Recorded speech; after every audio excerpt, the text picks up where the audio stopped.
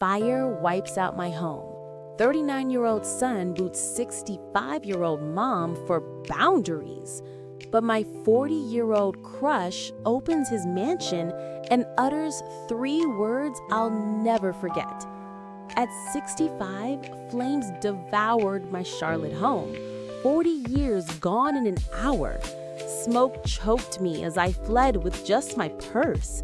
Son David, 39, promised help, but at his posh Valentine house, fiancée Victoria sneered, "Boundaries. We need privacy." David nodded, shoving $200 my way. "Find a hotel, Mom." Heartbroken, I checked into a dump, down to quarters. Then I dialed Wandel, my 40-year lost love. His Atlanta number rang.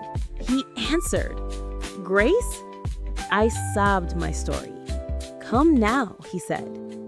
Trembling, I arrived at his sprawling mansion. Door opens, amber eyes sparkle. "You finally came home." 3 words.